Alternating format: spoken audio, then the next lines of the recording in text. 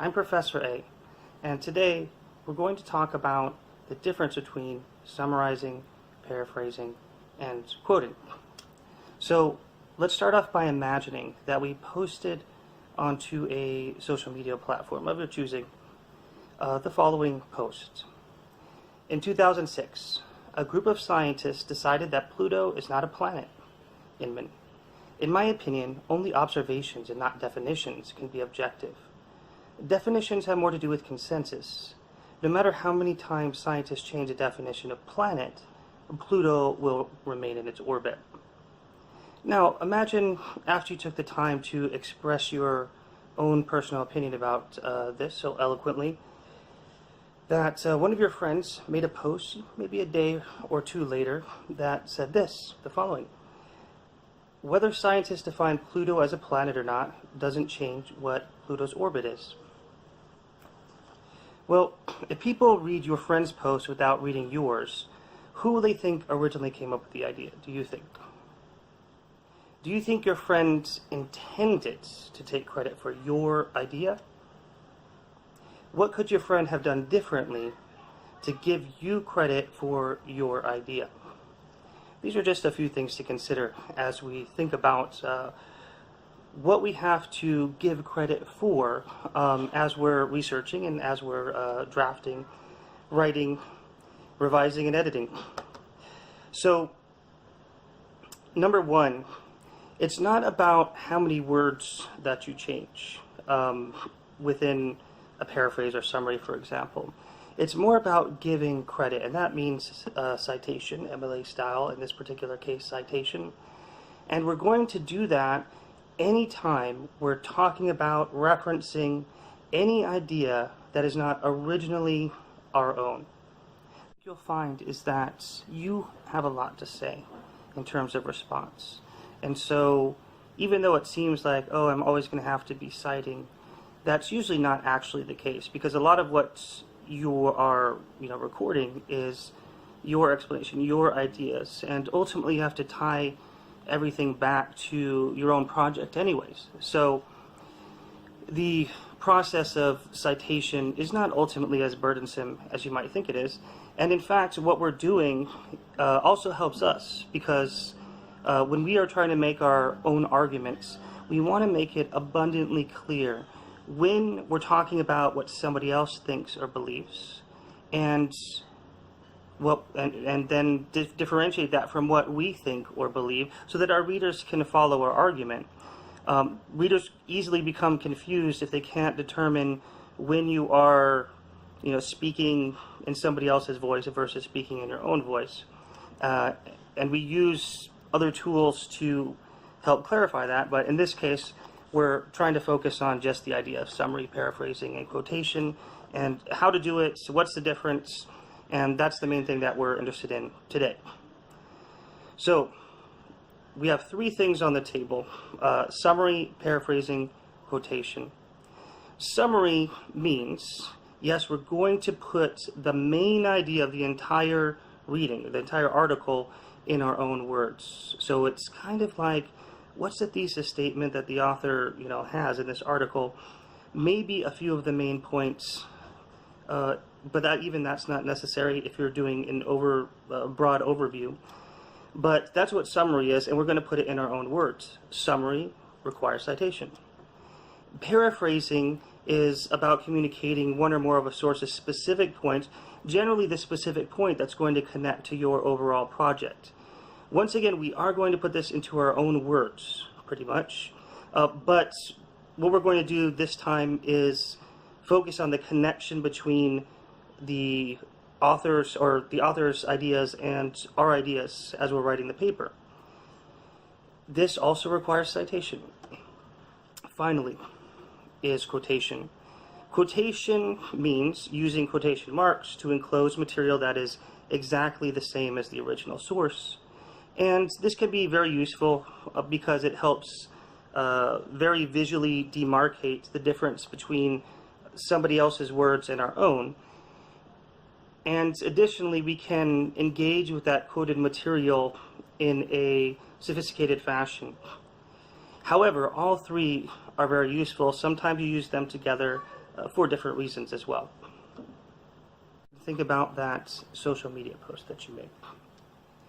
What is the difference? How could your friend have phrased things differently to create a summary, paraphrase, or quotation that also gave credit to you?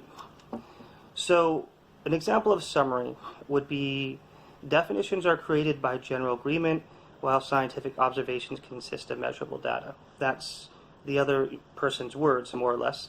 And then to cite your last name in that social media post so that people know that they are referencing, or your friend is referencing, your original post. Paraphrasing. How people define something has no objective effect on the thing being defined. Citing your last name again. Therefore, regardless of whether scientists consider Pluto a planet, Pluto will still exist unaffected by that decision. Your last name again. In this particular case, the way the author is talking about or the original source, which is your social media post, is that they're explaining it more in line with what their particular project is, like why they find it interesting. In your case, it's more how it's tied to your project and a thesis statement. Finally, quotation. Within quotation marks, your friend might have said something like, "Only observations can be objective," and quotation marks, citing your last name. So whether or not, beginning quotation marks, scientists decide that Pluto is a planet, and quotation marks, does not objectively affect Pluto, and then your last name again. Now, in this particular case, the quotation is kind of bulky, isn't it? We don't really need it so much because we're not interested in the specific wording that we're getting in that particular post, and the other person could have easily put it in their own words, just like the example I gave about the paraphrase, about how paraphrasing works. So let's take a look at your worksheet, and there's an excerpt here from Where Do You Get Your Ideas by a famous science fiction writer. So go ahead and take a few minutes to read it, and we're covering paraphrasing, and we're not covering summary necessarily or quotation necessarily today. So we're going to focus on paraphrasing, and what I would like you to do is find a particular point. It doesn't and shouldn't be necessarily the main idea of the entire passage, but find an idea that you think it would be interesting to talk about. Isolate that idea from the text, then in your own words explain the same idea, the idea that's the author's, and then conclude your sentence with an in-text citation, and that's going to be in parentheses the author's last name. And if there were a page number, we'd give the page number, but this happens to be from the author's website, so there is no page number in this particular case. Okay, so give it a try, and we'll come back in a few minutes and see how everybody did. I've been looking over everybody's work, circulating, talking to you all, and I see that you have the right idea. Now, we're going to take a look at just a couple of your examples so that we can understand what we could change to be more in line with giving credit and creating a paraphrase. Okay, so let's take a look at the first example. The first example says, "The hard work of writing out a novel is much more difficult than coming up with an idea for that novel in the first place." And it cites the author's last name. Well, the citation, that's the most important part that this student did correctly right off the bat. Good job.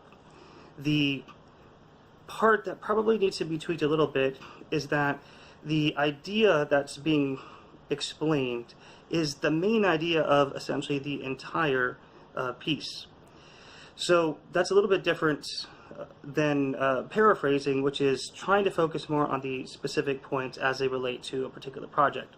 Now, this is particularly challenging in this case because you don't have a project in mind necessarily that you would work on with this, but let's take a look at how we could have focused more in on a specific point. So in the second example, the student wrote, "Asking a writer where his or her ideas comes from is an unfair question since they may not know." Well, in this case, it is a paraphrase because this is an idea that's isolated. It's not the main idea. It's not using the specific wording of the original text. And the only thing that's missing really is the citation, which is very important. So in parentheses, we need to have the author's last name there. But both of those examples show me that you guys are on track, and that we are ready to move on and talk about something which is a little more complicated, which is quotation. So good job, everybody, and we will move on to those next two subjects next time. Nice talking to you.